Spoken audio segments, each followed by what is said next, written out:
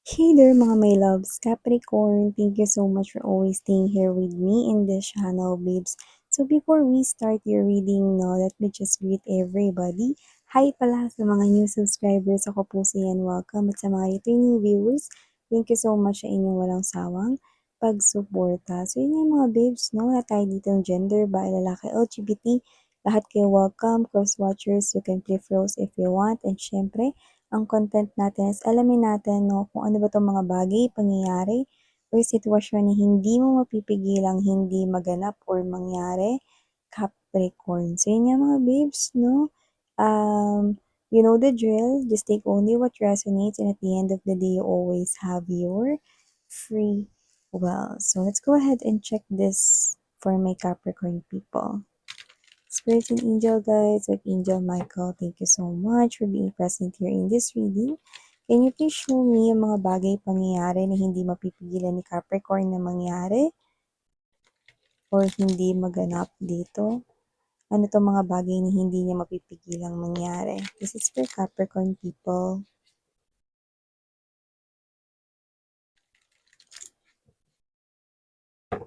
Thank you so much with Angel Michael together with the angels and spirit guides and the ancestors of Capricorn. Can you please show me Capricorn?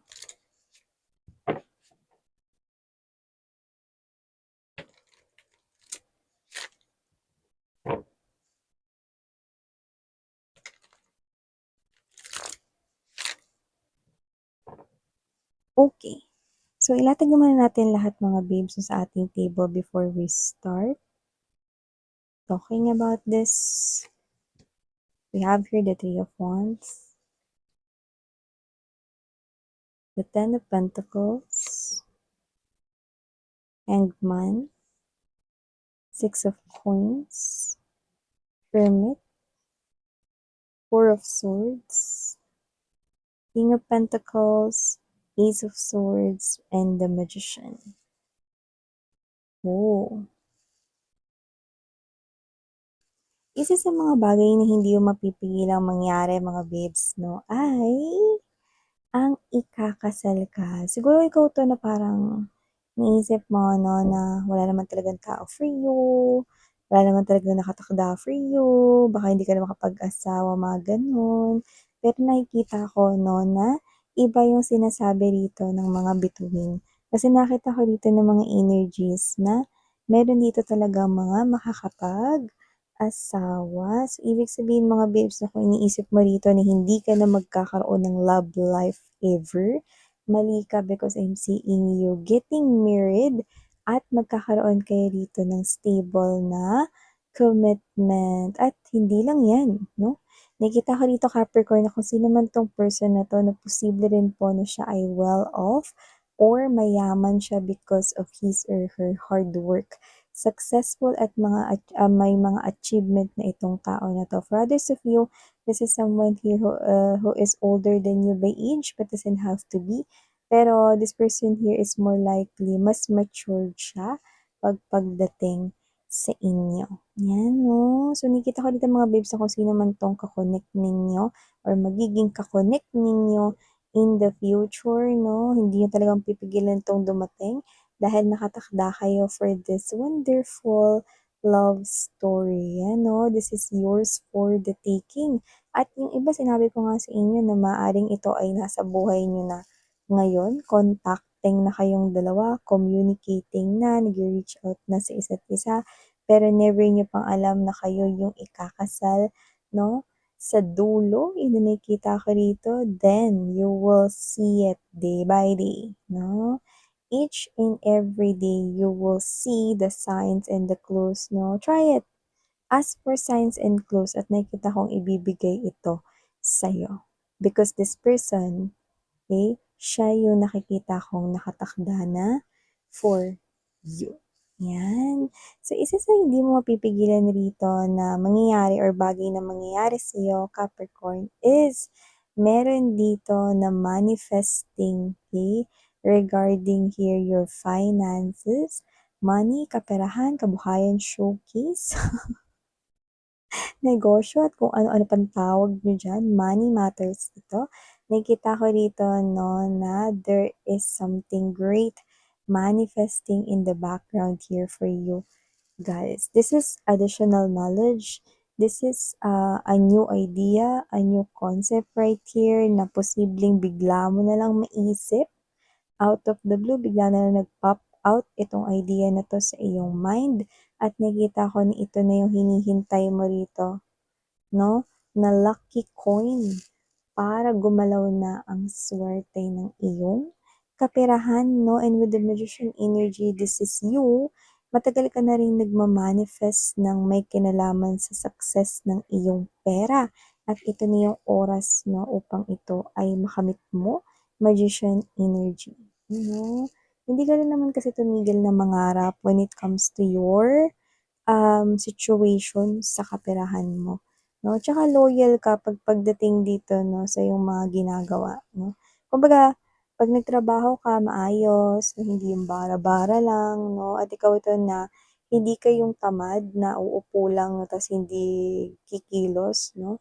So nakikita ko rito that you are a hardworking individual, very diligent 'no. Kumbaga this is you na talagang you're doing everything para talaga mapaunlad rito yung buhay mo, 'yan 'no. Kasi alam mo na 'pag ginawa mo 'yan, tangayin mo na rin pati yung family mo, eh.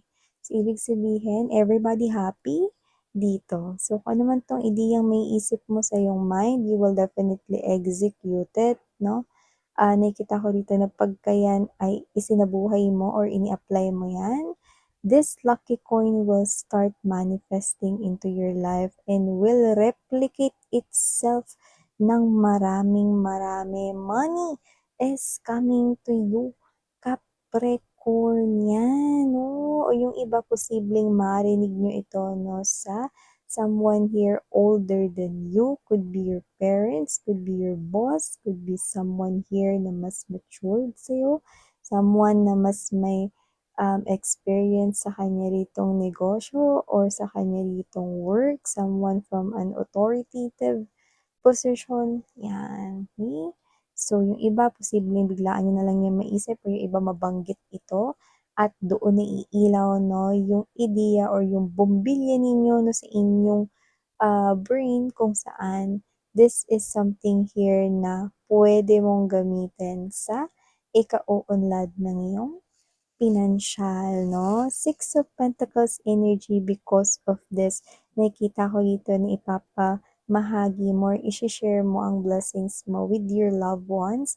At yung iba, no, kayo ito na idadamay nyo na rin, no, yung mga person na hindi nyo kilala, no, like, pwedeng magawa kayo dito ng charitable na pamamahagi 'no, sa iba, 'yan. Iba naman posibleng, tulungan ninyo 'no, yung mga homeless, street children, that's very good na gawin ninyo kasi it will go back to you 10 times fold, 'di ba?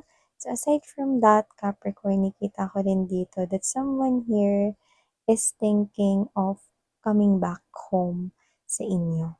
Isa itong person na actually dalawa yung nakukuha ko rito 'no, but just take only what resonates. One, someone here could be far away from your family, could be you, but I think this is someone here na posibleng malayo sa inyo, LDR, baka parent mo ito nagtatrabaho sa ibang bansa 'no, or yung iba nakuha ko rito parang, nandun sa ibang lugar yung family and then yung isa is napahiwalay. Puwedeng because of work, okey? Yung iba parang espesipikong nakukuha na nag-migrate yung family mo sa ibang bansa, kahit anong bansa yan, and then ikaw, posibleng nandito ka 'no, sa bansa na Pilipinas 'no, tapos yan, may mga gano'n tayong nakukuha rito 'no. So nakikita ko dito that you will, ah reunite with your family, okey, kung ikaw man yun. Pero nakuha ko rito iba talagang energy. So, meron ditong gustong umuwi 'no, para magkasama-sama na kayo. Puwedeng parent, puwedeng ka-close na tito, tita, family member, relative, mga gano'n 'no. And the second one na nakikita ko rito, okey, ito marami-rami. Nakuha ko rito na isa sa mga bagay na hindi niyo mapipigilang mangyari is gusto na ritong umuwi ng isang individual 'no, na tingin ko ay para siya ritong namundok, 'yan. Kung sino man siya rito, nakita ko rito na marami siya ritong na-realize sa kanyang buhay 'no. So, yun ang nakita ko rito 'no. So, this person here is someone na posibleng family kayo before or baka may mga anak rin kayo ng person na 'to.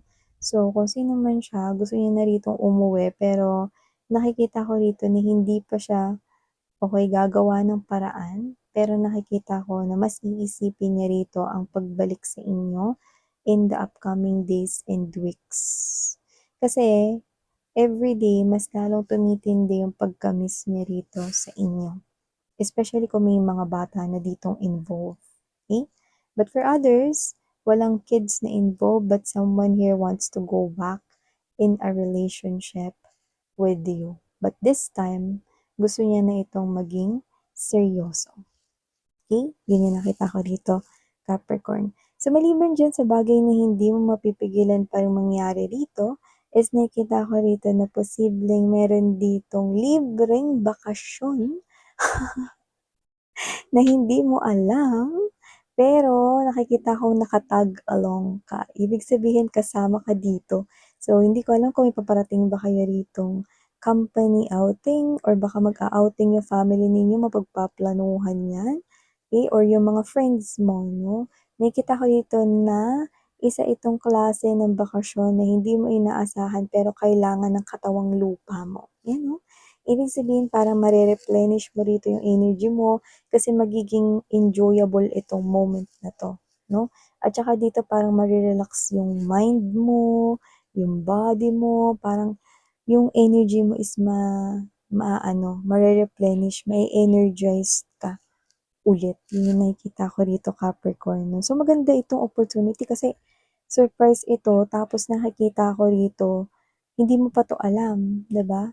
So ibig sabihin parang iniisip mo na rin 'tong bagay na 'to 'no, pero parang blessing in disguise na hindi ikaw yung nag-open nitong topic na 'to 'no, kundi yung mga taong nakapaligid sa'yo, 'yan 'no.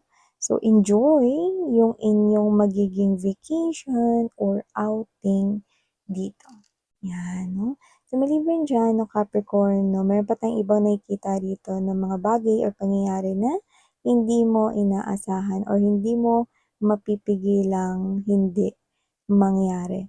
Nakikita ko rito na muling magbabalik ka dito ang mga alaala ng nakaraan at posibleng ito ay yung mga bagay na ayaw mo na sanang balikan, 'yan 'no. Pero maaaring bigla mo itong mga maalala 'no, kasi baka may mga bagay na magpaalala sa'yo. Maaaring madaan ka sa mga lugar na kung saan meron ka ng mga moments or meron na rong mga memories 'no, na nangyari before 'no. So, nakita ko rito na posibleng malungkot ka ng a little bit kapag naalala mo 'tong mga ito, but I want you to be strong because ito ay hindi lang isang araw mangyayari, 'yan 'no. Nakikita ko rito, okey. So, may mga alaala magbabalik dito na posibleng magpalungkot sa'yo ng bahagya, pero nakikita ko 'no na temporary lang naman 'yan, okey. So, tingin ko mapapadaan ka or makakita ka rito ng mga bagay na magpapaalala sa'yo ng mga posibleng nangyari noon 'no, at I think yung mga nangyari noon is yung something na ayaw mo or hindi mo talaga gustong nangyari, 'yan. Kasi there's pain, sa energy mo, Capricorn, okey? Pero you're okay now. Kumbaga parang paminsan-minsan 'pag naalala yung mga nakaraan 'no, parang may pain pa din, masakit pa din, pero alam mo na hindi ka na babalik ulit sa gano'n, parang may gano'n ka na na realization, hmm. So, maliban diyan nakakita rin ako dito ng bagay 'no, na hindi mo napipigilang mangyari. Nakikita ko dito na posibleng i-engage mo yung sarili mo sa isang activity kung saan mas magiging flexible ka pa, 'yan 'no. Kumbaga parang dito puwede may kinalaman sa skills mo, sa talent mo, mas i-e-enhance mo pa yun or yung iba baka jo-join kayo rito ng mga sa gym 'no or sa aerobics mga gano'n 'no or yung iba rito 'no is parang, i-engage yung sarili sa iba't ibang mga activities, extreme activities or whatever activities 'no. So, nakita ko rito na maganda ito 'no, kasi ito ay klase ng opportunity para gumalaw-galaw din yung mga muscles mo 'no, kasi para ma-claim mo rin yung mga energies na positive. Kasi when you move your body, when you stretch your arms, your legs 'no, and you do the exercise, you're not just making your body healthy, but you're also gathering positive energies at ayun yung nakikita kong maganda dito. Yan 'no. Lalo na you are manifesting here money. So this is very good. Okay? So keep on doing what you're doing. Iba, nakikita kong join ng Zumba. Yan yung mga ganun. Okay? Iba baka it's now time for you na matutong sumayaw or ikaw 'to na hindi ka naman mag-a-apply or magre-register sa mga ganyan pero posibleng idamay mo 'yan sa iyong daily routine 'no. Posibleng, sa YouTube 'di ba manood ka ng exercise and you follow that 'no, sa TV mo lang i-connect 'no, mga gano'n. So nakita ko yun dito that you are engaging here yourself na to be more flexible.